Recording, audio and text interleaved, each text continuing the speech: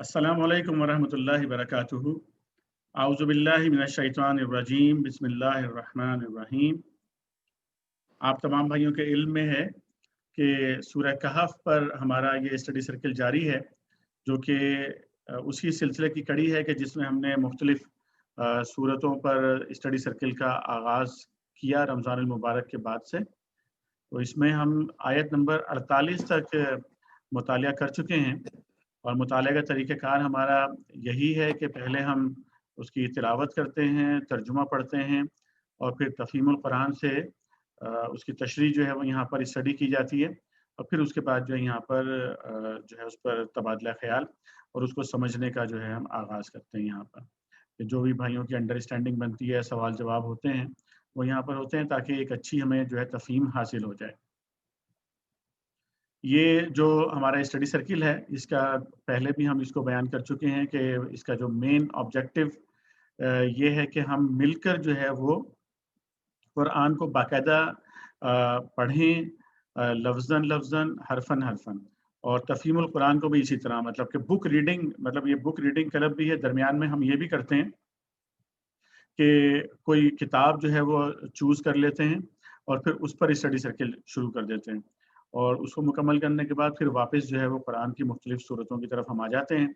दरमियान में हमने सैयद अबुल आला मौदूदी रहमतुल्लाह अलैह की एक बड़ी मार्केतुल आरा किताब है, कुरान की 4 बुनियादी इस्तिलाहात, यानी इलाह, रब, इबादत और दीन, वो हमने मुकम्मल तौर पर यहाँ पर मुतालिया भी किया उसका और उसके ऊपर जो है हमारा तफसीली तबादला ख्याल भी हुआ, उसको समझने की हमने कोशिश की और उसके बाद फिर हमने वापस जो है वो मुख्तलिफ सूरतों के स्टडी सर्किल का आगाज़ किया, जिसमें हम सूरह कहफ पर अब पहुँचे हैं।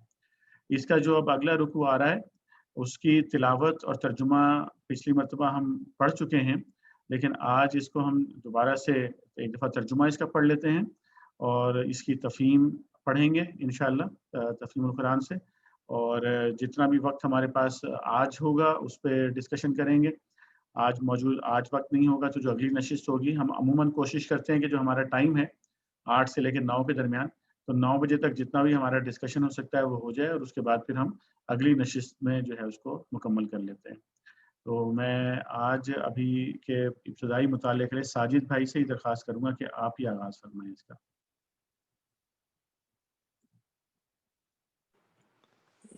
हामिद भाई, तिलावत भी है या सिर्फ नहीं, तर्जुमा? सिर्फ तर्जुमा, तिलावत और तर्जुमा वैसे हम पढ़ चुके थे, बस आप एक मरतबा तर्जुमा पूरा पढ़ लीजिए इस रुकू का। इसमें 5 आयत हैं, आयत नंबर 50 से लेकर 54 तक, और उसके बाद फिर जो है ना वो तफ़हीमुल कुरान से पढ़ना शुरू कर देगा हाशिए। बिस्मिल्लाहिर्रहमानिर्रहीम। फिर क्या करेंगे ये लोग? यहाँ से शुरू हो रहा है, याद करो जब हमने फरिश्तों से। जी, याद करो जब हमने फरिश्तों से कहा कि आदम को सजदा करो, तो उन्होंने सजदा किया मगर इब्लीस ने ना किया।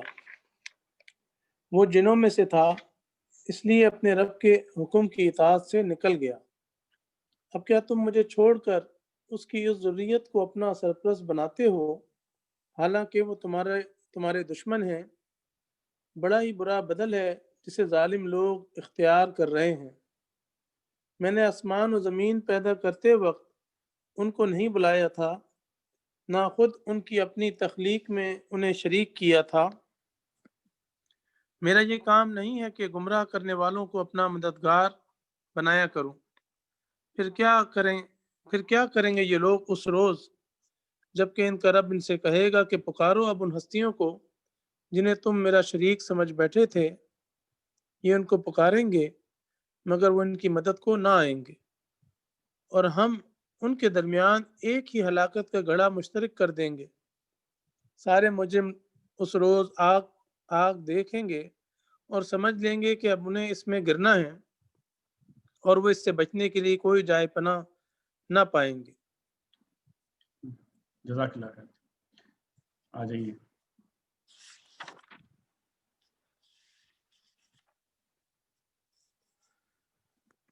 हाशिया नंबर 46 यहीं तक थे नाम? जी, हाशिया नंबर 47 से शुरू करेंगे। یہ یاد کرو جب ہم نے فرشتوں سے کہا کہ آدم کو سجدہ کرو تو انہوں نے سجدہ کیا جی مگر ابلیس نے نہ کیا. حاشیہ نمبر 47 اس سلسلہ کلام میں قصہ آدم و ابلیس کی طرف اشارہ کرنے سے مقصود گمراہ انسانوں کو ان کی اس حمایت پر متنبع کرنا ہے کہ وہ اپنے رحیم و شفیق پروردگار اور خیرخواہ پیغمبروں کو چھوڑ کر اپنے اس ازلی دشمن کے پھندے میں پھنس رہے ہیں جو اول روز آفرینش سے ان کے خلاف حسد رکھتا ہے. جی حاشیہ نمبر 48 یہ یعنی ابلیس لفظ جو آفرینش ہے اس کا مطلب یہ ہوتا ہے کہ جس دن یعنی کہ جہاں آغاز بنیادی طور پر جس دن سے آدم کو پیدا کیا گیا. آفرینش کا مطلب ہوتا ہے آغاز کرنا پیدائش کا آغاز. جی ساجد بھائی کنٹینیو کریں. حاشیہ نمبر 48 یعنی ابلیس فرشتوں میں سے نہ تھا مگر جنوں میں سے تھا اسی لیے اطاعت سے باہر ہو جانا اس کے لیے ممکن ہوا.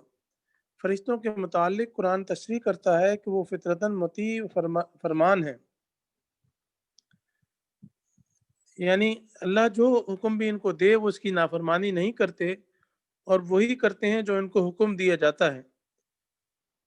قرآن پاک کی آیت ہے جس کا ترجمہ ہے وہ سرکشی نہیں کرتے اپنے رب سے جو ان کے اوپر سے ڈرتے ہیں اپنے رب سے جو ان کے اوپر ہے ڈرتے ہیں اور وہی کرتے ہیں جن کا انہیں حکم دیا جاتا ہے بخلاف اس کے جن انسانوں کی طرح ایک ذی اختیار مخلوق ہے جسے پیدائشی فرما بردار نہیں بنایا گیا ہے بلکہ کفر و ایمان اور اطاعت و معصیت دونوں کی قدرت بخشی گئی ہے. اسی حقیقت کو یہاں کھولا گیا ہے کہ ابلیس جنوں میں سے تھا اسی لیے اس نے خود اپنے اختیار سے فسق کی راہ انتخاب کی. یہ تصریح ان تمام غلط فہمیوں کو رفع کر دیتی ہے جو عموماً لوگوں میں پائی جاتی ہے کہ ابلیس فرشتوں میں سے تھا اور فرشتہ بھی کوئی معمولی نہیں بلکہ معلم الملکوت. مزید تشریح کے لیے ملاحظہ ہو الحجر آیت 27 اور الجن آیت 13 تا 15. یہ پڑھ لیجئے الحجر جو یہاں پر موجود ہے اور سورہ جن بھی موجود ہے. الحجر کی آیت نمبر 27 پہلے جو ہے وہ پڑھ لیتے ہیں. ساجد بھائی میں یہ آپ چاہیں تو اسکرین سے بھی پڑھ سکتے ہیں اگر جی آپ کے بہتر. پاس. جی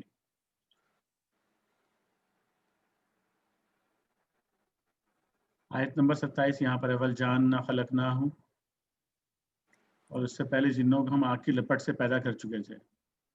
اور اس سے پہلے جنوں کو ہم آگ کی لپیٹ سے پیدا کر چکے تھے. پھر یاد کرو اس موقع کو جب تمہارے رب نے فرشتوں سے کہا کہ میں سڑی ہوئی مٹی کے سوکھے گارے سے ایک بشر پیدا کر رہا ہوں. جب میں اس سے پورا بنا چکوں اور اس میں اپنی روح سے کچھ پھونک دوں تو تم سب اس کے آگے سجدے میں گر جانا. جی اس کا حاشیہ نمبر 18 پڑھ لیجئے تاکہ کیونکہ ہمیں وہ انڈرسٹینڈ کرنا ہے نا جو ہم پڑھ رہے تھے.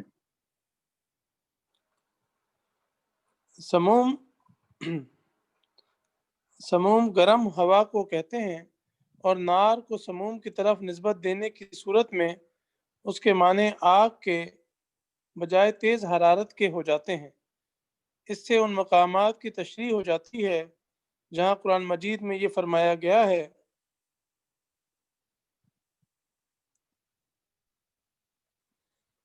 کہ جن آگ سے پیدا کیے گئے ہیں.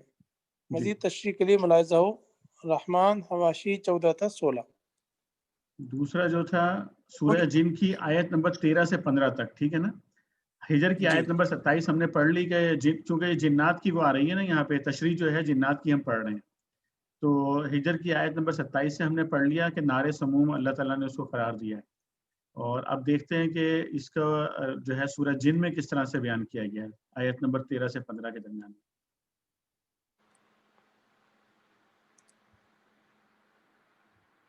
یہ یہاں سے ساجد بھائی وَأَنَّ لَمَّا سے شروع ہوگا اور یہ کہ ہم میں سے.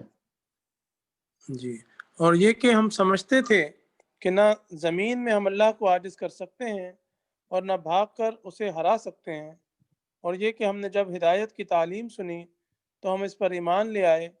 اب جو کوئی بھی اپنے رب پر ایمان لے آئے گا اسے کسی حق تلفی یا ظلم کا خوف نہ ہوگا. اور یہ کہ ہم میں سے کچھ مسلم اللہ کی اطاعت گزار ہیں اور کچھ حق سے منحرف.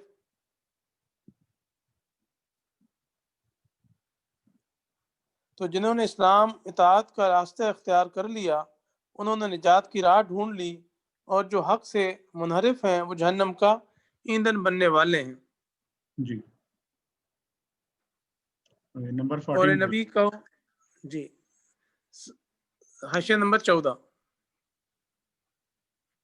سوال کیا جا سکتا ہے کہ قرآن کی روح سے جن تو خود آتشی مخلوق ہیں، پھر جہنم کی آگ سے ان کو کیا تکلیف ہو سکتی ہے؟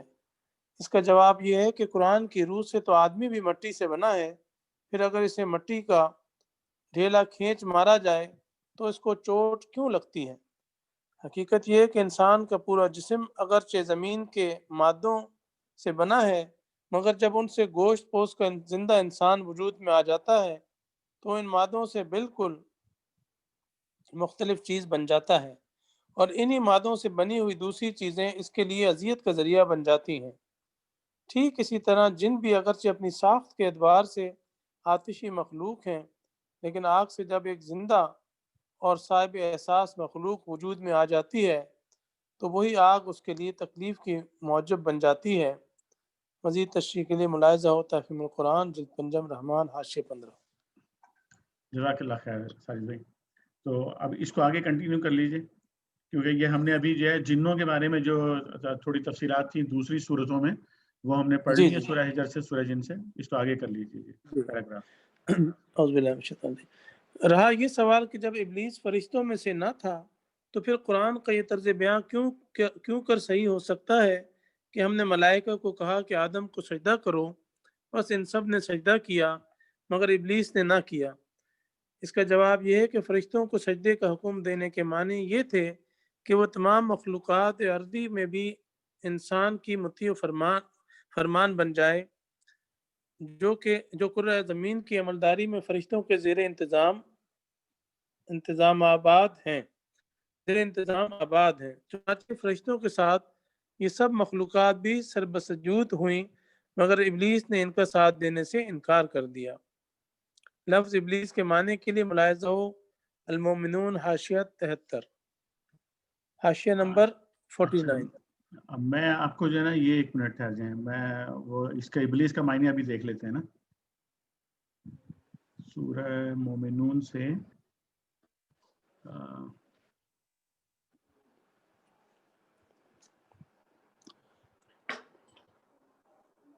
اچھا وہ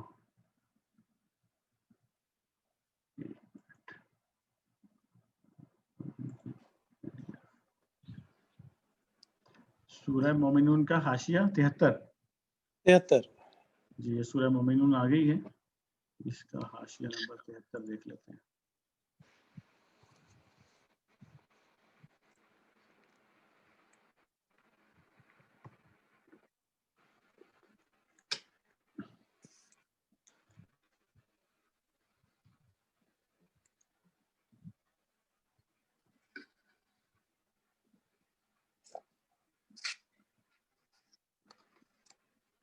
جی ساجد بھائی یہ 73 آ گیا.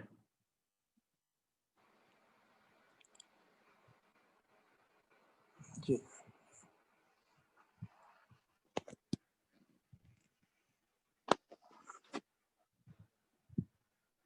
بسم اللہ الرحمن الرحیم.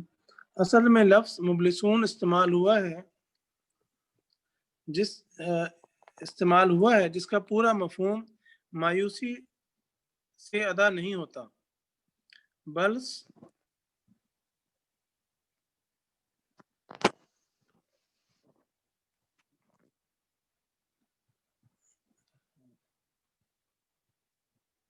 سر بھی آپ کی آواز نہیں آ رہی ہے.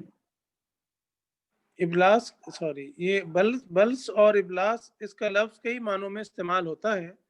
حیرت کی وجہ سے دنگ ہو کر رہ جانا، خوف اور دہشت کے مارے دم بخود ہو جانا، رنج و غم کے مارے دل شکستہ ہو جانا، ہر طرف سے نا امید ہو کر ہمت توڑ بیٹھنا، اور اسی کا ایک پہلو مایوسی و نامرادی کی وجہ سے برافرختہ ہو جانا بھی ہے. جس کی بنا پر شیطان کا نام ابلیس رکھا گیا ہے۔ اس نام میں یہ معنی پوشیدہ ہیں کہ یا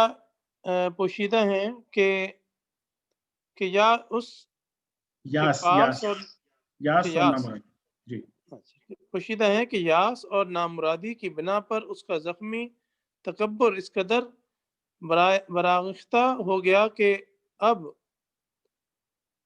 وہ جان سے ہاتھ دھو کر ہر بازی کھیل جانے اور ہر جرم کا ارتکاب کر گزرنے پر تلا ہوا ہے۔ جزاک اللہ خیر۔ یہاں سے ابلیس کی ہم نے سمجھ لیا کہ ابلیس کا مطلب کیا ہے اور وہ اس کی کیفیت کیا ہے ابلیس کی۔ ٹھیک، حاشیہ نمبر 49۔ مطلب یہ ہے کہ یہ شیاطین آخر تمہاری اطاعت و بندگی کے مستحق کیسے بن گئے؟ بندگی کا مستحق تو صرف خالق ہی ہو سکتا ہے، اور ان شیاطین کا حال یہ ہے کہ آسمان و زمین کی تخلیق میں شریک ہونا تو درکنار، یہ تو خود مخلوق ہیں۔ جی ٹھیک، جزاک اللہ خیر ساجد بھائی، جزاک اللہ خیر۔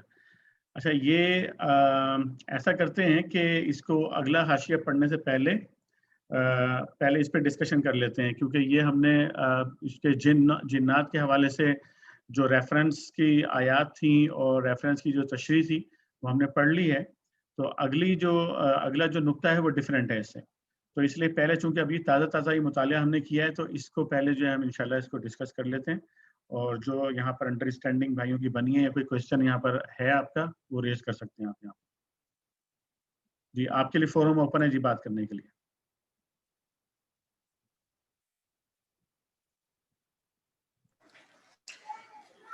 جی حامد بھائی، یہ جس طرح اس کی تشریح میں آیا نا کہ فرشتوں کو مخاطب کیا گیا ہے، تو اس میں ابلیس کو ایکسکلوڈ کیسے کیا جا سکتا ہے، اس کو کیسے ایڈریس کیا گیا؟ مطلب کیونکہ جی ابلیس تو فرشتہ نہیں تھا نا، جی تو اس تھوڑی سی بات آئی ہے اس حاشیے میں، لیکن تھوڑا کلیئر نہیں ہوا کہ جب کہ ایڈریس تو اس آیت کریمہ میں ایڈریس فرشتوں کو کیا گیا ہے، نہ کہ ابلیس کو جو کہ جن تھا، فرشتہ نہیں تھا۔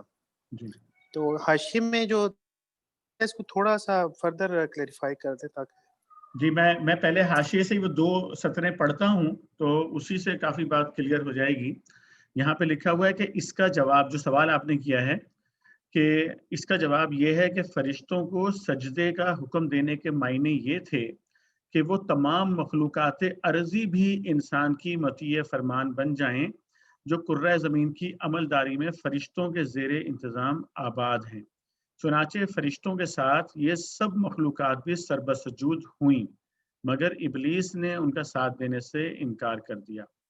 تو اس سے جو بات ہمیں واضح طور پہ معلوم ہو رہی ہے وہ یہ کہ، اور جو دیگر بھی مختلف تشریحات سے ہمیں بات علم میں آتی ہے، وہ یہ کہ انسان کی تخلیق سے پہلے یہ کرۂ زمین موجود تھا۔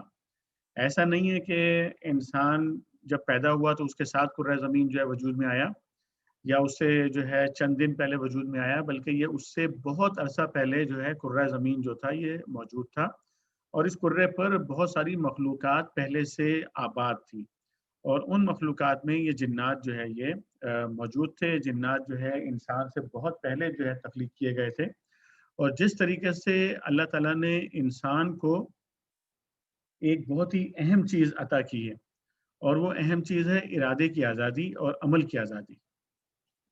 یہ چیز جو ہے نا، اگر آپ غور کریں تو یہ جنات اور انسانوں کے علاوہ کسی کو عطا نہیں کی گئی یہ چیز۔ آپ کو جتنی بھی مخلوقات نظر آتی ہیں، زمین میں نظر آ رہی ہیں یا آسمان پہ نظر آ رہی ہیں، تو وہ کسی نہ کسی طریقے سے ایک ضابطے کے اندر جو ہے نا بندھی ہوئی ہیں، وہ اس سے ہٹ نہیں سکتی۔ چاند کو دیکھ لیجئے، سورج کو دیکھ لیجئے، ستاروں کو دیکھ لیجئے، پانی کو دیکھ لیجئے، جانوروں کو دیکھ لیجئے، یہ سب جو ہے نا ایک اللہ تعالیٰ نے ان کا جو ضابطہ بنا دیا اس پہ چلتے ہیں سارے کے سارے۔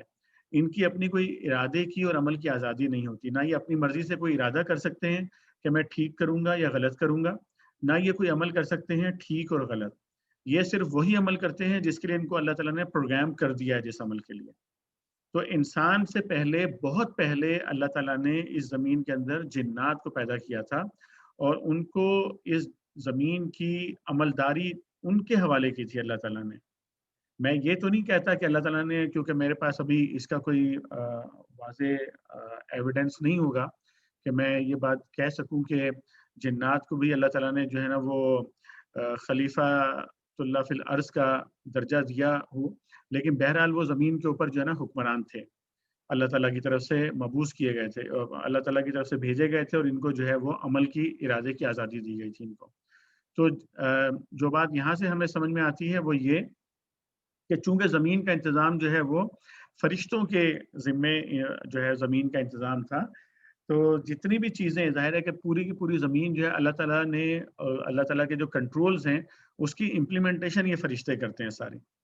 تو جب یہ اسی طرح آپ سمجھ لیجئے اس کو کہ جب کسی کمانڈر کو جو ہے وہ کہا جاتا ہے سرنڈر کرنے کے لیے، تو اس کے ساتھ جتنی بھی پوری پلاٹون ہوتی ہے یا جتنے بھی افراد ہوتے ہیں وہ سب جو ہے اس آرڈر کے ماتحت ہوتے ہیں سارے کے سارے۔ تو بالکل اسی طرح جب یہ فرشتوں سے کہا گیا کہ سجدہ کرو آدم کو، اس کو آپ ایک اور پہلو سے انڈرسٹینڈ کریں کہ سجدہ کرنے کا مطلب یہ ہم نا اس کو بعض اوقات بڑے ہلکا مطلب اس کا لیتے ہیں سجدہ کرنے کا، کہ سجدہ بس ٹھیک ہے سجدہ کر دیا۔ سجدہ بنیادی طور پر اس کا مطلب یہ تھا کہ آپ کو آدم کے سامنے سرنڈر کرنا ہے بیسکلی، یعنی اب یہ آدم جو ہے وہ خلیفۃ اللہ فی الارض ہوگا، اور جتنی بھی مخلوقات اور اللہ تعالیٰ کی جتنی بھی تخلیقات یہاں پر موجود ہوں گی یہ سرنڈر کریں گی آدم کے سامنے۔ تو وہ فرشتوں کا سرنڈر کرنے کا مطلب یہی تھا، اور جو زمین میں جتنی بھی مخلوقات اس وقت موجود تھیں ان کو بھی سرنڈر کا حکم دیا گیا تھا فرشتوں کے حکم کے ساتھ ہی۔ لیکن ظاہر ہے کہ جنات میں سے بھی ہم یہ نہیں کہہ سکتے کہ تمام جنات نے انکار کر دیا، اور بلکہ ابلیس جو تھا یہ مطلب ایک فرد تھا، اس کا جنات کے اندر کوئی ایک بڑا اعلیٰ مقام بہرحال تھا اس کا، اور اس نے انکار کر دیا۔ تو اب ہمیں جو بات ایک اور پتہ چلتی ہے احادیث مبارکہ کے ذریعے سے اور قرآن کے ذریعے سے، وہ یہ کہ جنات میں بھی دو طرح کے گروہ ہیں جنات کے اندر۔ مسلم جنات ہوتے ہیں اس کے اندر، اور جو ہے وہ کافر اور مشرک جو ہے وہ جن جس طرح انسانوں میں ہوتے ہیں اس طرح ان کے یہاں بھی ہوتے ہیں۔ تو ہم یہ کہہ سکتے ہیں کہ ابلیس جو ہے وہ جو برے جنات تھے یا جو کافر اور مشرک جنات تھے، ہو سکتا ہے یہ ایک پورا گروپ ہو جس کو لے کر جو ہے نا یہ ان جنات سے پھر الگ ہو گیا، اور یہ ابھی تک یہ موجود ہے، ظاہر ہے یہ زندہ ہے کیونکہ اس کو اللہ تعالیٰ نے رہتی دنیا تک کے لیے اس نے اللہ تعالیٰ سے زندگی مانگی تھی قیامت کے دن تک کے لیے، اور اس کو اللہ تعالیٰ نے وہ زندگی عطا کی ہے۔ تو اس کی عمر تو اتنی ہے بہرحال کہ یہ آدم علیہ السلام سے پہلے پیدا ہوا تھا اور قیامت تک یہ زندہ رہے گا، لیکن یہ بہرحال ایک شخصیت ہے، موجود ہے یہ۔ تو بات کلیئر ہوئی ہے کچھ؟ جی حامد بھائی بہت اچھی طرح کلیئر ہو گئی۔ جی یعنی جو بالخصوص حکم فرشتوں کو دیا گیا تھا عمومی طور پہ وہ ان کے نیچے جتنی مخلوقات تھیں جو ان کے زیر اطاعت تھیں وہ ان سب پہ ڈیفینیٹلی امپلیمنٹڈ تھا، اس کے اندر رہتے ہوئے ابلیس نے اس کی نافرمانی کی جی اور اطاعت نہیں کی۔ بالکل۔ شکریہ۔ جی جناب، کوئی اور بھائی کوئی بات یہاں پہ اپنی جو انڈرسٹینڈنگ ہے وہ یہاں پر شیئر کرنا چاہیں گے، یا کوئی سوال اٹھانا چاہیں، یا سوال اٹھا کے خود بھی جواب دینا چاہیں، یا کوئی نیا نقطہ اٹھانا چاہیں؟ ہر طرح کی آزادی ہے۔ جی اچھا، میں اس آزادی کا فائدہ اٹھاتے ہوئے ایک چیز پوچھنا چاہوں گا کہ جس طریقے سے اللہ سبحانہ وتعالیٰ نے قرآن پاک میں فرمایا کہ وَمَا خَلَقْتُ الْجِنَّ وَالْإِنسَ إِلَّا لِيَعْبُدُونِ، تو اور جیسے ابھی بات آئی ہے کہ وہ ان میں بھی مسلمان اور نافرمان دونوں طرح کے جنات ہیں، تو کیا جو پیغمبر مبعوث ہوئے ہیں وہ انسانوں اور جنات دونوں کے لیے تھے یا ان کے لیے کوئی علیحدہ ہدایت کا انتظام تھا؟ جی جناب، کوئی بھائی جواب دینا چاہیں گے اس سوال کا؟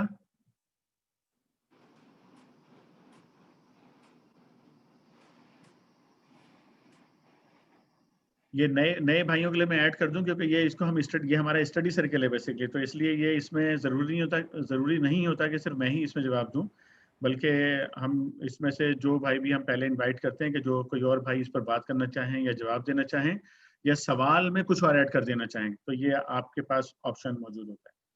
جی السلام علیکم حامد بھائی، کیسے ہیں آپ؟ خیریت سے؟ اللہ کا شکر ہے۔ اس کا جواب تو سورۃ الجن میں کلیئر واضح ہے، قُلْ أُوحِيَ إِلَيَّ أَنَّهُ اسْتَمَعَ نَفَرٌ مِّنَ الْجِنِّ فَقَالُوا إِنَّا سَمِعْنَا قُرْآنًا عَجَبًا يَهْدِي إِلَى الرُّشْدِ فَآمَنَّا بِهِ، تو ہم اس پہ ایمان لے آئے تو یہ تو پھر کلیئر ہے نا کہ اللہ کے نبی صلی اللہ علیہ وآلہ وسلم انسانوں کے لیے نہیں جنوں کے لیے بھی تھے، وہ نبی مبعوث تھے، تبھی تو وہ جنوں نے پھر یہ بات کہی نا کہ آپ اس پہ ایمان لے آئے۔ اگر وہ ان کے لیے مبعوث نہ ہوتے تو پھر اللہ تعالیٰ اس کا ذکر قرآن مجید میں نہ کرتا۔ جی یہ ٹھیک، تو یہ تو آپ نے نبی کریم صلی اللہ علیہ وسلم کے حوالے سے بتایا ہے، تو کیا جنوں میں بھی نبی اس سے پہلے آتے رہے ہیں، یا جو انسانی جو نبی آتے رہے ہیں وہی جنات کے لیے ہوتے تھے؟ اس سے تو یہی لگتا ہے کہ جو انسانی نبی آتے تھے کہ اللہ تعالیٰ نے جب وہ کہہ دیا، اگر یہ جس طرح آپ نے پہلے بات کی کہ حضرت آدم علیہ السلام کی تخلیق سے پہلے کوئی اگر انبیاء آتے ہوں تو اس کا ہمیں نہیں پتا، لیکن جب سے حضرت آدم علیہ السلام کو سجدہ ہو گیا تو اس کے بعد تو پھر اللہ تعالیٰ کا جو میسنجر ہے، اللہ تعالیٰ کا جو نمائندہ خلیفہ ہے، وہ تو پھر انسان ہی ہے، تو انسانوں میں سب سے افضل انبیاء ہوتے ہوں گے۔ تو جب انسانوں کے لیے اطاعت نبی کی فرض ہے تو آف کورس جنہوں نے سجدہ کیا انہیں، تو ان کے لیے بھی لازمی فرض ہے۔ صحیح۔ یہ اچھا، یہاں پر یہ سورہ جن میں اگر آپ یہاں پر دیکھیں تو یہاں جو آیت ابھی آپ کو سامنے نظر آ رہی ہے،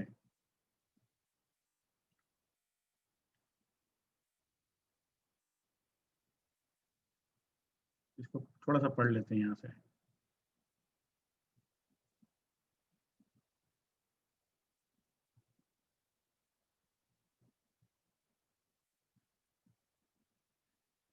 اب یہ سورہ جن یہاں سے آغاز ہو رہی ہے، ٹھیک ہے نا؟ بالکل شروع میں یہ جو بات فرمائی جا رہی ہے کہ اے نبی صلی اللہ علیہ وآلہ وسلم کہو میری طرف وحی بھیجی گئی ہے کہ جنوں کے ایک گروہ نے غور سے سنا، پھر جا کر اپنی قوم کے لوگوں سے کہا ہم نے ایک بڑا ہی عجیب قرآن سنا ہے جو راہ راست کی طرف رہنمائی کرتا ہے، اس لیے ہم اس پر ایمان لے آئے ہیں، اور اب ہم ہرگز اپنے رب کے ساتھ کسی کو شریک نہیں کریں گے۔ اور یہ کہ ہمارے رب کی شان بہت اعلیٰ اور عرفہ ہے، اس نے کسی کو بیوی یا بیٹا نہیں بنایا ہے۔ اچھا، یہ ذہن میں رکھیں کہ جنات اپنے دوسرے جو جنات ان کے جو کولیگز ہیں یا ان کے جو بہن بھائی ہیں یا ان کے جو رشتہ دار ہیں ان کو یہ بتا رہے ہیں، اور یہ بھی ذہن میں رکھیں کہ یہ بیوی اور بیٹا بنانے والا جو یہ تصور ہے، یہ تصور جو ہے وہ عیسائیوں سے آیا ہے۔ اس کا مطلب ہے کہ جنات کے اندر جو ہے وہ عیسائی جنات بھی جو ہے وہ موجود تھے، اور یہ کہ ہمارے نادان لوگ اللہ کے بارے میں بہت خلاف حق باتیں کہتے رہے ہیں، اور یہ کہ ہم نے سمجھا تھا کہ انسان اور جن کبھی خدا کے بارے میں جھوٹ نہیں بول سکتے، اور یہ کہ انسانوں میں سے کچھ لوگ جنوں میں سے کچھ لوگوں کی پناہ مانگا کرتے تھے۔ اس طرح انہوں نے جنوں کا غرور اور زیادہ بڑھا دیا، اور یہ کہ انسانوں نے بھی وہی گمان کیا جیسا تمہارا گمان تھا کہ اللہ کسی کو رسول بنا کر نہ بھیجے گا۔ ابھی جو نمبر 8 ہے اس کو ہم پڑھ لیتے ہیں۔ اصل الفاظ ہیں الَّن یبعث اللہ احدا۔ اس فقرے کے 2 معنی ہو سکتے ہیں، ایک وہ جو ہم نے ترجمے میں اختیار کیے ہیں، دوسرے یہ کہ اللہ کسی کو مرنے کے بعد دوبارہ نہ اٹھائے گا۔ چونکہ الفاظ جامع ہیں اس لیے ان کا یہ مطلب لیا جا سکتا ہے کہ انسانوں کی طرح جنوں میں بھی رسالت اور آخرت دونوں کا انکار پایا جاتا تھا، لیکن آگے کے مضمون کی مناسبت سے پہلا مفہوم ہی زیادہ قابل ترجیح ہے، کیونکہ اس میں یہ ایمان لانے والے جن اپنی قوم کے لوگوں کو بتاتے ہیں کہ تمہارا یہ خیال غلط نکلا کہ اللہ کسی رسول کو مبعوث کرنے والا نہیں ہے۔ آسمانوں کے دروازے ہم پر اسی وجہ سے بند کیے گئے ہیں کہ اللہ نے ایک رسول بھیج دیا ہے۔ اچھا، یہ تو پورا میں نے صرف انڈرسٹینڈنگ کے لیے آپ کو، تاکہ یہ پتہ رہے کہ یہ واقعہ کس طریقے سے پیش آیا تھا، اور اللہ کے نبی صلی اللہ علیہ وسلم پر جنات کے ایمان لانے کا۔ تو یہ بات بہت کلیئر ہے جو کہ ابھی ہمارے سامنے حامد قیوم بھائی نے بھی بات کی ہے یہاں، کہ چونکہ اب اشرف المخلوقات جو ہیں وہ انسان ہیں، اللہ تعالیٰ نے اشرف قرار دیا۔ اشرف کا مطلب ہوتا ہے کہ سب مخلوقات سے جو بہترین مخلوق ہیں۔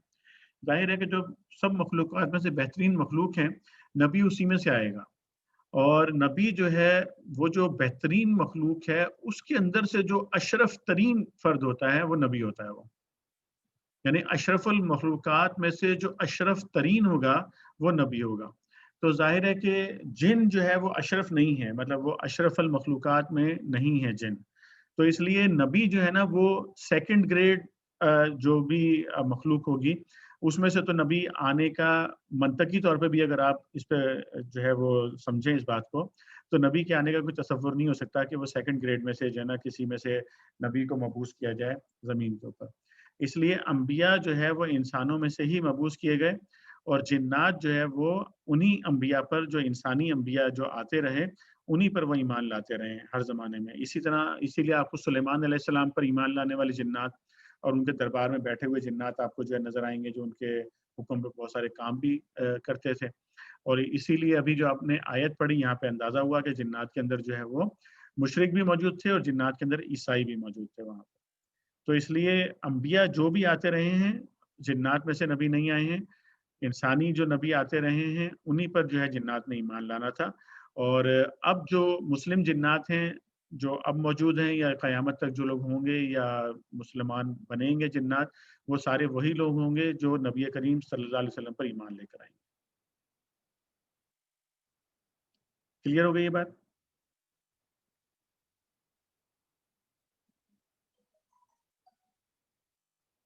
جی کوئی اور بھائی بات کرنا چاہیں؟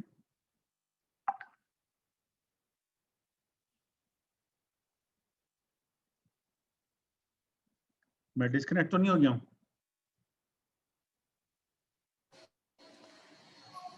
نہیں جی کنیکٹڈ ہے ماشاء اللہ. اچھا ٹھیک ٹھیک صحیح. نہیں میں نے کہا کوئی جواب نہیں آ رہا تھا کہ ڈسکنیکٹ نہ ہو گیا ہوں. جی تو یہ واپس اس وقت پہ چلتے ہیں جہاں پر ہم تھے. اچھا اب جنات کے حوالے سے تو بات ہو گئی، ہمارے سامنے آ گئی. تو اب آج اس کو دوسرا جو ہے نا وہ بھی بڑا امپورٹنٹ ہے کہ جو ہم نے ابلیس کی جو تشریح پڑھی ہے وہ جنات کے حوالے سے. ویسے جو ہمارے یہاں مطلب ایک جو بات یہاں پر بھی آئی ہے نا کہ جو جنات خود کہہ رہے ہیں کہ انسانوں نے ہمارا غرور بڑھا دیا، تو اس لیے یہ ہمارے سوسائٹی میں عام طور پہ یہ بہت زیادہ خوف پھیلائے جاتے ہیں، جنوں کا بڑا خوف پھیلایا جاتا ہے، اور اس خوف کی بنیاد کے اوپر بہت سارے لوگوں کے بہت سارے کاروبار بھی چل رہے ہوتے ہیں اس خوف کی بنیاد کے اوپر. تو اس لیے ان سے خوفزدہ ہونے کی ضرورت نہیں ہے جنات سے. اگر آپ اللہ پر ایمان رکھتے ہیں اور اپنے آپ کو پاکیزہ رکھتے ہیں تو ان سے بالکل بھی خوفزدہ ہونے کی ضرورت نہیں ہے. اشرف ترین مخلوق جو ہے وہ آپ ہی ہیں، انسان ہیں. اور انسان لیکن اشرف اس وقت رہتا ہے وہ کہ جب وہ اللہ کی بات مان رہا ہو، یعنی کہ اللہ تعالیٰ پر ایمان لائے اور عمل صالح کرے. اگر وہ ایمان نہیں لائے گا اور عمل صالح نہیں کرے گا تو پھر وہ اللہ تعالیٰ نے پھر ان لوگوں کو اسفل السافلین بھی قرار دیا. یہ سب نیچوں سے نیچ ہو جاتے ہیں پھر وہ لوگ. اور یہی وہ لوگ ہوتے ہیں پھر جو مخلوقات سے ڈرنا شروع کرتے ہیں اور جو مخلوقات کا شکار بنتے ہیں. اور ایسے ہی لوگ ہوتے ہیں جنات کا شکار بھی بنتے ہیں.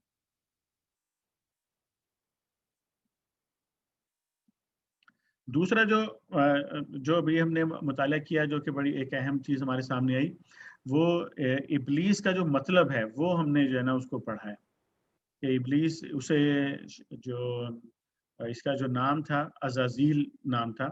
عزازیل کو ابلیس، ہم اسے شیطان، کیونکہ اللہ تعالیٰ نے قرآن میں اس کے لیے لفظ شیطان استعمال کیا ہے اور ابلیس بھی استعمال ہوا ہے. تو ابلیس کیوں کہا گیا ہے اسے؟ ابلیس اس کا نام نہیں تھا، یعنی اس کا جو اس کا نام رکھا گیا تھا یا اس کے ماں باپ نے جو اس کا نام رکھا ہوگا وہ ابلیس نہیں رکھا تھا بلکہ اس کا نام عزازیل تھا.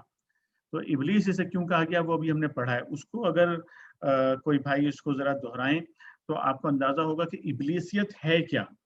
اور یہ ابلیسیت جو ہے یہ اگر ہم سمجھ جائیں تو پھر ہمارا بچنا جو ہے دنیا کے اندر بہت ساری چیزوں سے وہ آسان ہو جاتا ہے.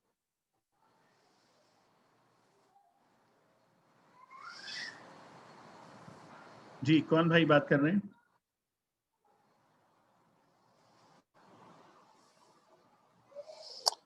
جی حمید بھائی ان کے ابلیس کے لفظ نے جو حاشیے میں لکھا ہوا ہے اس کا ذکر کرنا. جی جی بالکل بالکل. ہم نے سورہ مومنون میں پڑھا ہے نا یہ حاشیے میں اس کا وہ جو جی بلس ابلاس کا لفظ جو ہے نا وہ کئی معنوں میں استعمال ہوا ہے، یعنی حیرت کی وجہ سے دنگ ہو کر رہ جانا، خوف اور دہشت کے مارے دم بخود ہو جانا، رنج و غم کے مارے دل شکستہ ہو جانا. ہر طرف سے نا امید ہو کر ہمت توڑ بیٹھنا، اور اسی کا ایک پہلو مایوسی اور نامرادی کی وجہ سے برافروختہ ہو جانا، جس کی بنا پر شیطان کا نام ابلیس رکھا گیا تھا۔ جی اس نام میں یہ معنی پوشیدہ ہیں کہ یاس اور نامرادی یعنی ڈس اپوائنٹمنٹ اینڈ فرسٹریشن کی بنا پر اس کا زخمی تکبر اس قدر برانگیختہ ہو گیا ہے کہ اب وہ جان سے ہاتھ دھو کر ہر بازی کھیل جانے اور ہر جرم کا ارتکاب کر گزرنے پر تولا ہوا ہے۔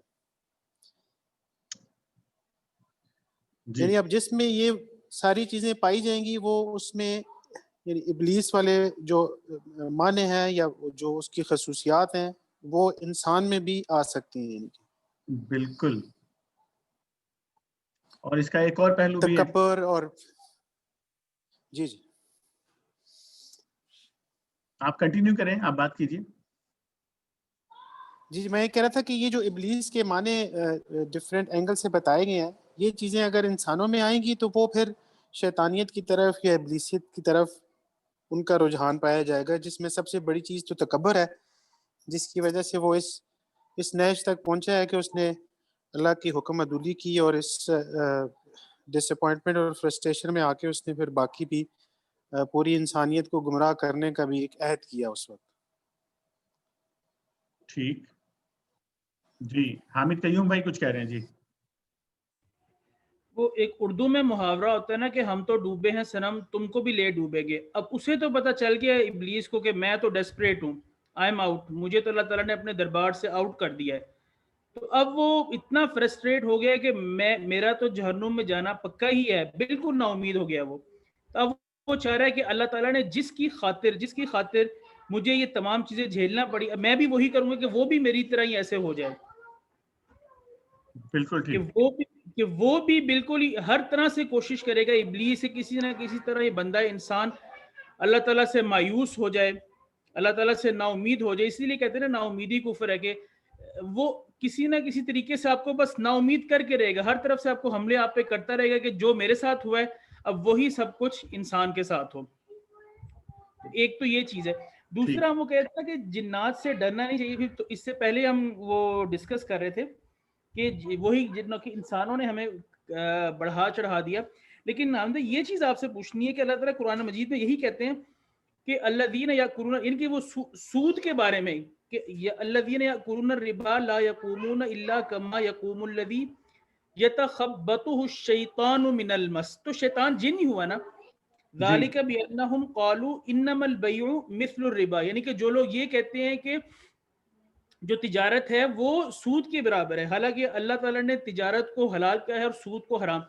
تو اس سے ہم کیا یہ مطلب لے سکتے ہیں قرآن مجید کی روشنی میں کہ جو لوگ سود کا کاروبار کرتے ہیں یہ خالصتاً، یعنی کہ جو بالکل کلیئر بلیک اینڈ وائٹ میں سود ہے جو آپ کو پتہ چل رہا ہے، وہ ایسے ہی ہیں کہ ان پہ جن حاوی ہو گئے ہیں، یا وہ جنات سے مغلوب ہیں، یا جنات کا اثر ان پہ زیادہ ہوا ہے، یا یہ تھوڑا سا پوچھنا تھا اس آیت کی روشنی میں، کیونکہ شیطان تو جن ہی ہے نا۔ آپ نے جو ہے نا ان کو ایک وے آؤٹ دے دیا کہ وہ ان کے اوپر جن مسلط ہوئے ہیں اور وہ جن ہٹ جائیں گے تو وہ نہیں یہ نہیں کیا کہ یعنی کہ ان پہ زیادہ، یعنی کہ شیطان کے حملے کا زیادہ چانس ہے۔ لیکن اس کے ساتھ اگر آپ ملا کر جو ہے نا وہ آخری سورہ پڑھیں تو بات زیادہ کلیئر ہو جائے گی۔ سورہ ناس جو ہے اس کو اگر اس کا ذرا تھوڑا سا پڑھیں وہاں سے آپ۔ اعوذ باللہ من الشیطان الرجیم، بسم اللہ الرحمن الرحیم۔ قل اعوذ برب الناس ملک الناس الہ الناس من شر الوسواس الخناس الذی یوسوس فی صدور الناس من الجنۃ والناس۔ ٹھیک ہو گیا؟ کلیئر ہو گئی بات؟ نہیں ہاں نہیں یہ تو کلیئر ہو گیا، لیکن جو جان بوجھ کے یعنی کس کو آپ ڈرا بھی سکتے ہیں کہ یہ تم جان بوجھ کے اگر سود کھاتے ہو تو تم پہ شیطان کے حملے یا تم پہ جنات چڑھنے کا یا تمہیں جنات سے تکلیف نقصان پہنچنے کا زیادہ خطرہ ہے اس کی نسبت جو ایک رزق حلال کماتا ہے۔ کیا ہم یہ تصور لے سکتے ہیں؟ دیکھیں جنات سے نقصان طارق بھائی کچھ بات کر رہے ہیں جی، طارق بھائی کی بات سن لیتے ہیں جی۔ طارق بھائی، طارق سعید بھائی جی میرا خیال ہے میں بھی یہی بات کرنے لگا تھا جو آپ کے ذہن میں آ رہی ہے، کہ یہ میں سوچ رہا تھا کہ شاید اچھا موقع ہے کہ ہم اس پہ بھی اب موضوع پہ بات کریں. یہ جو جنات کا ایک پورا سسٹم ہمارے معاشرے میں ہے، چمٹ جاتے ہیں پھر وہ مار مار کے نکالتے ہیں، اور اس میں بڑے کرمنلز بھی انوالو ہیں، اور کیا کیا لوگوں کے ساتھ بیچاروں کے ساتھ زیادتیاں اور ظلم ہوتے ہیں، وہ ان کے پیسے لوٹے جاتے ہیں، عزتیں لوٹی جاتی ہیں. ایک پوری ورلڈ ہے اور پورا معاشرہ اس میں پوری طرح سے مطلب انوالو ہے. دیواروں کے اوپر دیکھیں آپ اشتہار لگے ہوں گے. تو یہ بھی ذرا ہم اس پہ بات کریں کہ یہ کیا ہے کہ وہ مطلب جنوں میں بھی پھر اچھے اور برے جن ہیں اور ان کو وہ قبضے میں کرتے ہیں اور کیا ہوتا ہے. تو یہ بھائیوں سے ذرا تھوڑے 5 منٹ اگر اس پہ بھی، اس کے بعد جو بھائی کہہ رہے ہیں اس کے بعد اس پہ بھی تھوڑی سی بات کر لیں. جی ٹھیک. کوئی اور بھائی اس پر بات کرنا چاہیں، جواب دینا چاہیں؟ جو 2 سوال ابھی اٹھے ہیں اس حوالے سے ڈسکشن تو یہ بہت مزیدار ہے، لیکن یہ کہ ظاہر ہے کہ ہمیں آج کا جو ہمارا ٹائم ہے اسی کے اندر رہیں گے. مزید انہی 2 نکات پہ رہتے ہوئے بات کرتے ہیں. جی کوئی بھائی بات ہم رات کو سو بھی سکیں، اتنی اس حد تک جائیں ہم کہ رات کو نیند جو ہے نا ہماری وہ مکمل بھی ہو جائے. انشاءاللہ. جی ساجد بھائی. نہیں بس ماشاءاللہ حامد قیوم بھائی نے جو ہے نا، میں سمجھ رہا ہوں کہ انہوں نے جو وہ نقطہ اٹھایا ہے نا کہ ان کے اوپر زیادہ آسانی سے جو لوگ اس سود کے کاروبار میں ملوث ہوں گے، یقیناً وہ مال کھاتے ہوں گے جو کہ یہ کھا رہے ہیں، جو کہ اس کے لیے اللہ پاک نے منع فرمایا ہے. تو ان پر شیطان کا حاوی ہو جانا آسان ہو جاتا ہے.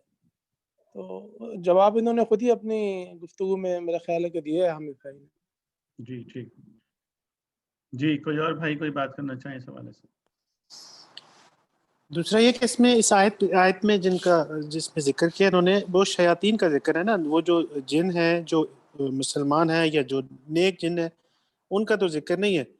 تو شیاطین تو ڈیفینیٹلی جب انسان پہ حاوی ہوتے ہیں تو اس سے غلط کام ہی کرواتے ہیں. تو وہ اس پہلو میں بھی دیکھا جائے تو جو سود لینا اور سود کے کاروبار میں انوالو ہونا، تو وہ شیطان ان پہ حاوی ہو چکا ہوتا ہے آلریڈی، نہ کہ اس کے بعد ان پہ فردر کوئی اس کے اثرات پڑتے ہیں، بلکہ آلریڈی پڑ چکے ہوتے ہیں. تو تب لوگ پھر سود کو بھی حلال اور یعنی کہ عام تجارت کی طرح سمجھنا شروع کر دیتے ہیں.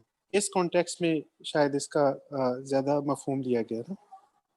جی کوئی اور بھائی کوئی بات کرنا چاہیں اس حوالے سے؟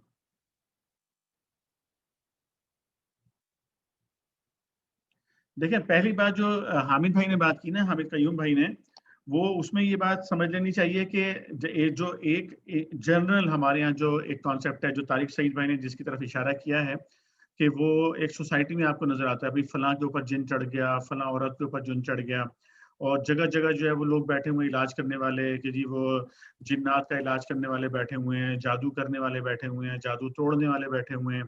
اور آپ سفر کریں ٹرین میں، کراچی سے لے کر پشاور تک سفر کریں، آپ کو پورے راستے میں گاؤں دیہات شہر دیواروں کے اوپر اشتہار لکھے ہوئے نظر آئیں گے، فلانا عامل فلانا عامل، اور وہ عامل آپ کے ساتھ یہ کر دے گا، اور وہ عامل آپ کے ساتھ آپ کے اوپر اگر کچھ ہوا ہے تو وہ یہ علاج آپ کا کر دے گا.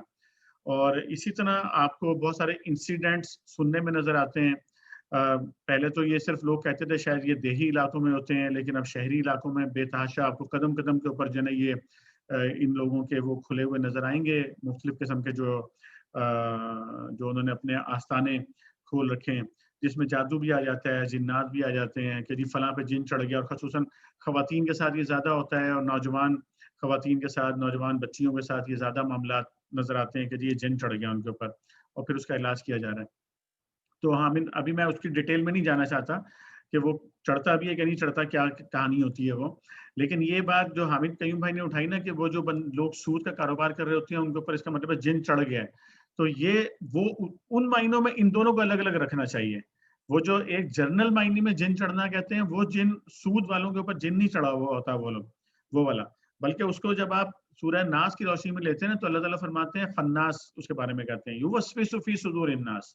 یہ جو خناس ہے یہ وسوسے پیدا کرتا ہے صدور الناس میں، انسان کے دل کے اندر وسوسے کا مطلب ہوتا ہے وہ آپ کو جو ہے نا سبز باغ دکھاتا ہے، کچھ چیزوں سے خوف دکھاتا ہے، کچھ چیزوں کی محبت دکھاتا ہے.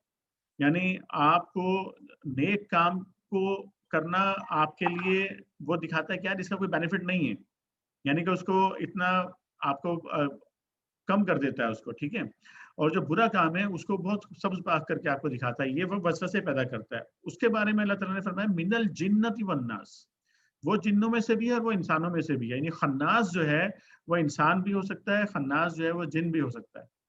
تو ایک بات یہ ذہن میں رکھنی چاہیے کہ جو ذریت شیطان ہے یا جو ذریت ابلیس ہے, ذریت ایک تو ہوتی ہے ایبسولوٹ معنی میں کہ بھئی وہ اس کی اپنی جو اولاد ہے, سلبی اولاد ہے اس کی. ظاہر ہے کہ جنوں کی بھی اسی طرح اولاد ہوتی ہے, شادی بیاہ ہوتے ہیں اور مطلب فیمیل جن ہوتی ہیں, میل جن ہوتے ہیں, اور پھر ان کی اولاد ہوتی ہے ان کی, تو وہ بھی ہوتے ہیں. لیکن ایک ہوتا ہے کہ جو ان کے ساتھ اس پر ایمان لانے والے, اس کے مطابق اس کے وسوسے کا شکار ہو جانے والے لوگ, تو وہ انسانوں میں سے بھی ہوتے ہیں. وہ تو یہ ایک پارٹی بن جاتے ہیں, مطلب جو شیاطین جن اور شیاطین انس ہیں, یہ ایک پارٹی اس معنوں میں تو ہے کہ وہ ایک ہی آبجیکٹیو کے لیے جو ہے نا وہ عمل کر رہے ہوتے ہیں. اور شاید کسی جگہ پر ایسا ہوتا بھی ہو کہ ان کی کنیکٹیوٹی جو ہے وہ مطلب کمیونیکیشن بھی ان کے درمیان کوئی نہ کوئی ایسی ہوتی ہوگی, لیکن وہ بہت ہی مطلب کہیں بہت ہی مائنر اور کسی لیول پہ جا کے. ایسا نہیں ہے کہ ہر آدمی جو ہے نا وہ ہر سود لینے والا اور ہر برا کام کرنے والا جو ہے نا وہ جن کے ساتھ کمیونیکیٹ کر رہا ہے, لیکن شیطان کے ساتھ بہرحال جو ہے وہ کمیونیکیٹ کر رہا ہوتا ہے. اور شیطان کا مطلب ایک نہیں ہے, شیطان کی بھی پوری پارٹی ہے, یعنی حزب الشیطان ہے پوری کی پوری, جو اس میں انسان بھی شامل ہیں, اس کے اندر جو ہے وہ جنات بھی اس کے اندر شامل ہیں. تو یہ بات کلیئر رہنی چاہیے کہ یہ جو ہمارے جو عمومی معنوں میں سوسائٹی میں جو جن غالب ہونے والا تصور ہے, وہ اس طرح سے جن نہیں ہوتا کہ جی وہ اچانک کوئی جن آ گیا اور بندے نے جو ہے وہ سود کا کام شروع کر دیا, بلکہ وہ باقاعدہ ایک پارٹی بن جاتے ہیں, ایک پارٹی بن کر باقاعدہ پلاننگ کے ساتھ جو ہے نا وہ یہ پورے کا پورا کام کر رہے ہوتے ہیں کہ پوری دنیا کو انہوں نے جو ہے نا وہ جہنم کے اندر لے کے جانا ہے. یہ تو ایک پہلو سے بات ہو گئی. اس میں یہ بات اور ایڈ کرنا چاہوں گا آج کے حوالے سے کہ یہ جو چیزیں ہمارے سامنے آ رہی ہیں نا, جو زبیر بھائی نے پڑھی یہاں پر, جو سامنے آپ کو پیراگراف نظر آ رہا ہے کہ ابلیس کے معنی, یعنی حیرت کی وجہ سے دنگ ہو جانا, کہ اچانک بندے کو حیرت ہوئی اور وہ جو ہے وہ ہو گیا کہ میں کیا کروں آخر, یا خوف اور دہشت کا شکار ہو جانا, یا رنج اور غم کے مارے دل شکستہ ہو جانا, دل ٹوٹ جانا, نا امید ہو جانا اس کا, یا ڈیسپریٹ ہو جانا, یا اس کا جو ہے فرسٹریٹ ہو جانا انسان کا. تو صرف ایسا نہیں ہے کہ انسان جو ہے نا یہ چیزیں انسان کے اندر پیدا ہوں تو وہ جو ہے نا وہ شیطان کے راستے پر چلتا ہے, بلکہ شیطان ان کو پیدا کرنے کی کوشش کرتا ہے. یہ نقطہ بڑا اہم ہے سمجھنے کا اور سمجھانے کا, کہ جتنی چیزیں یہاں پر آئی ہیں یہ شیطان پیدا کرنے کی کوشش کرتا ہے, اور پیدا کرنے کی کوشش کرتا ہے خناس کے ذریعے. یعنی وہ جو وسوسے پیدا کرتا ہے نا انسانوں کے دلوں کے اندر, آپ کو مایوس کرتا ہے کہ یار اب کچھ نہیں ہو سکتا. یہ والی جو باتیں آتی ہیں نا, یار اب یہ پاکستان کا تو اب کچھ نہیں بن سکتا, اب اس قوم کا کچھ نہیں ہو سکتا, اب اس کو بس چھوڑ دیں جی اس قوم کو, یہ قوم نہیں ٹھیک ہو سکتی. یہ جملے آپ قدم قدم پہ لوگوں سے سنتے ہیں, بھائی اب یہ قوم ٹھیک ہونے والی نہیں ہے, اب یہ دنیا ٹھیک ہونے والی نہیں ہے. تو یہ جو مایوسیاں اور نا امیدیاں ہیں, اور پھر یہ جو مایوسی لوگوں کے دلوں کے اندر آپ معاشی لحاظ سے دیکھیں جب گھر کرتی ہے, تو وہ ان کو جو ہے یہ مایوسی ہوتی ہے جو لوگوں کو جو ہے خودکشیوں کے اوپر مجبور کر دیتی ہے. خودکشی کرنے والے لوگ تو کم ہوتے ہیں, پوائنٹ آؤٹ ہو جاتے ہیں. کبھی آپ اس کے اوپر غور کریں کہ یہ جو لوگ حرام کما رہے ہوتے ہیں وہ بھی دراصل مایوسی کا شکار ہوتے ہیں. کبھی اس پہ غور کیجیے گا اس بات کے اوپر, یعنی وہ مایوس ہو جاتے ہیں جی نا بالکل, کہ اللہ تعالیٰ مجھے بھائی سیدھے راستے سے نہیں دے گا. اللہ تعالیٰ مجھے مطلب بندے نے یہ سوچا کہ یار حلال طریقے سے مجھے یہ نہیں ملے گا تو مجھے حرام راستے کے اوپر جانا چاہیے, مجھے لازمی کوئی نہ کوئی 2 نمبری کرنی چاہیے, مجھے لازمی کوئی نہ کوئی دھوکہ بازی کرنی چاہیے, کوئی ایسا کاروبار کرنا چاہیے جس میں دوسرے کا حق جو ہے نا وہ کھا سکوں اس کے اندر, یا سود کی طرف چلا جاؤں یا کسی اور طرف چلا جاؤں, کیونکہ وہ مایوس ہو گیا. یعنی کہ اللہ کی جو رحمت تھی کہ اللہ بھائی آپ سیدھے طریقے سے حلال کمانے کی کوشش کریں گے تو کیوں نہیں آپ کا ایمان کہ اللہ مجھے دے گا, جبکہ آپ یہ زبان سے کہہ رہے ہیں کہ اللہ رازق ہے, اللہ رازق ہے, سارے رزق کے خزانے اسی کے پاس ہیں. تو یہ مایوسی ہی ہے نا جو اس طرف لے جاتی ہے. یہ انسان کی مایوسی ہوتی ہے کہ وہ کہتا ہے کہ یار اگر میں سیدھے راستے پہ چلوں گا تو مجھے سکون اور اطمینان حاصل نہیں ہوگا. تو پھر وہ سکون اور اطمینان کے لیے دوسرے کام کرنے لگتا ہے. کوئی زنا کاریوں کی طرف چلا جاتا ہے, کوئی بدکاریوں کی طرف چلا جاتا ہے, کوئی شراب کی طرف چلا جاتا ہے, کوئی منشیات کی طرف چلا جاتا ہے. کیوں جاتے ہیں اس طرف؟ وہ کچھ لذت حاصل کرنا چاہ رہے ہوتے ہیں نا, کچھ لذت اس لیے کہ بھئی اس سے مجھے ذہنی اور قلبی سکون ملے گا, اس سے یہی چاہ رہے ہوتے ہیں. آپ جو لوگ بھی ایک دھندے کر رہے ہوتے ہیں آپ ان سے پوچھیں تو وہ کر اس لیے رہے ہوتے ہیں. لیکن وہ اصل میں اس چیز سے مایوس ہو گیا کہ بھائی اگر میں اللہ کے راستے پہ چلوں گا تو وہ جو قلبی سکون ہے وہ مجھے وہیں سے حاصل ہوگا. الا بذکر اللہ تطمئن القلوب، دلوں کو تو اطمینان مل ہی نہیں سکتا اللہ کے ذکر کے بغیر. تو وہ دراصل وہ اللہ کی طرف سے جب مایوس ہوا، اور یہ جو مایوسی والا کام ہے جو میں ابھی آپ کے سامنے ڈیفائن کر رہا ہوں، یہ مایوسی والا کام یہ وہ خناس کرتا ہے، وہ شیطان، وہ ابلیس، اس کی ضروریت یہ کام کرتی ہے کہ آپ کو مایوس کرتی ہے ان چیزوں سے. تو اس لیے مایوسیاں جب پھیلتی ہیں، دل شکستگی جب آتی ہے، لوگوں کی ہمت جب ٹوٹتی ہے، لوگوں کے اندر جب تکبر پیدا ہوتا ہے، تو یہ دراصل شیطان کے وہ کام ہے جس کے ذریعے سے وہ اپنی پارٹی کے اندر اضافہ کرنا چاہتا ہے زیادہ سے زیادہ لوگوں کا. تو یہ ہماری ذمہ داری بنتی ہے میرے عزیز بھائیوں اور میرے دوستوں، اور اگر میری بہنیں بھی میری بات سن رہی ہیں تو میری بہنوں اور بچوں جو بھی میری بات سن رہے ہیں، تو یہ بات آپ اپنے دل کے اندر، اپنے ذہن کے اندر بٹھا لیں کہ ہمیں لوگوں کو مایوسی سے نکالنا ہے. ہم نے لوگوں کو یہ بات بتانی ہے کہ ہمارا رب جو ہے اسی نے یہ پوری کائنات بنائی ہے، اس کے ساری طاقتیں، سارے خزانے اس کے ہاتھ میں. اگر ہم اس سے اس کے دامن سے اپنے آپ کو جوڑ لیں گے تو مایوسی کی کوئی چیز نہیں ہے دنیا کے اندر. ہر چیز ٹھیک ہو سکتی ہے. آپ کی ذاتی زندگیاں ٹھیک ہو سکتی ہیں، آپ کے گھر ٹھیک ہو سکتے ہیں، آپ کے محلے ٹھیک ہو سکتے ہیں، آپ کا ملک ٹھیک ہو سکتا ہے، پوری دنیا ٹھیک ہو سکتی ہے، کر سکتے ہیں. It's doable. کوئی ایسی چیز نہیں ہے ابھی بھی دنیا کے اندر جس کو ہم کہیں کہ یار اب یہ بالکل ٹھیک نہیں ہو سکتا. ہاں، ہمت کی ضرورت ہے، اور یہ ہمت پھر شیطان توڑتا ہے. اس لیے ہمیں ہمت بھی بڑھانی ہے، مطلب مایوسی سے بھی نکلنا بھی ہے، نکالنا بھی ہے. آپ نا خود لوگوں کو مایوسیوں سے نکالنے والے بن جائیں اور لوگوں کو ہمت اور حوصلہ دلانے والے بن جائیں آپ. اور یہ جو ڈیسپریشن اور فرسٹریشن ہے، یہ فرسٹریشن کہاں سے آتی ہے؟ فرسٹریشن آتی ہے جب آپ کی خواہشات جو ہے نا وہ لامحدود ہوتی ہیں. خواہشات ایک حد سے زیادہ جب آپ بڑھا لیتے ہیں اس کو، اور وہ چیزیں حاصل نہیں ہو رہی ہوتی، یعنی کہ جتنی آپ کی جتنی کیپیسٹی ہے جو حاصل کرنے کی، جب آپ اس سے زیادہ کی، بہت زیادہ کی جب آپ طلب کر لیتے ہیں اور وہ چیزیں نہیں ملتی ہیں آپ کو، تو پھر فرسٹریٹ ہوتا ہے انسان. بہت کچھ ہونے کا آپ دیکھیں گے آج کی دنیا میں، آپ کو اپنے اطراف میں فرسٹریٹڈ لوگ نظر آئیں گے، باوجود اس کے کہ وہ آپ کو ویل آف نظر آئیں گے. گھر بھی ہے، گاڑی بھی ہے، بچے بھی ہیں، کاروبار بھی ہے، نوکری بھی ہے، پیسے بھی ہیں، بینک بیلنس بھی ہے، پھر بھی فرسٹریٹ ہو رہے ہیں. کیوں؟ اس لیے کہ وہ خواہشات کو اس لیول پہ لے گئے ہیں کہ وہ اطمینان حاصل ہی نہیں ہو پاتا. ایک کے بعد دوسری، دوسری کے بعد تیسری، تیسری کے بعد چوتھی. تو یہ والا جو کام ہے، یہ کام بھی جو ہے نا وہ شیطان یہ کام کرتا ہے. تو اس لیے اپنے آپ کو بھی اس سے بچائیں، مایوسی سے، فرسٹریشن سے، ہمت کے ٹوٹنے سے، اور گھر والوں کو بھی بچائیں، بچوں کو بھی اس پہ ٹرین کریں، خواتین کو اس پہ ٹرین کریں، اور سوسائٹی کو جو ہے نا اس کے اندر ہمیں یہ کام کرنا ہے. یہ بہت اہم کام ہے، اور اس طرف اگر ہم چلیں گے ہمت کے ساتھ تو انشاءاللہ تبدیلیاں ہوں گی. دنیا میں بھی چینجز آپ کو نظر آئیں گی، ہوتی بھی نظر آئیں گی.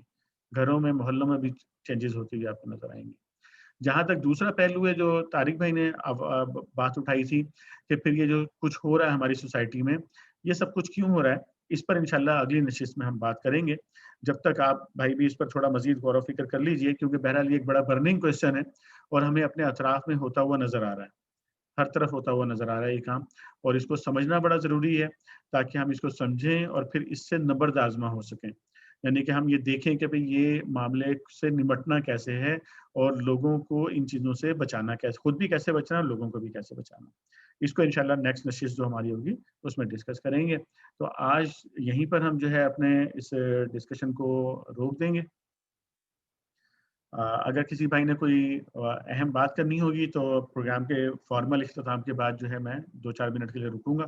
آپ میں سے کوئی بھائی بات کرنا چاہیں تو اس وقت بات کر سکیں گے.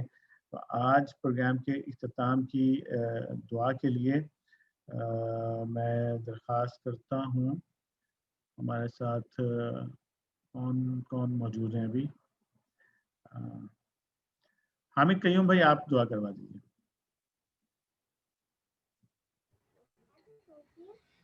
اللهم صل على سيدنا ونبينا ومولانا محمد وعلى آل سيدنا ونبينا مولانا محمد كما صليت على إبراهيم وعلى آل إبراهيم إنك حميد مجيد. اللهم بارك على محمد وعلى آل محمد كما باركت على إبراهيم وعلى آل إبراهيم في العالمين إنك حميد مجيد.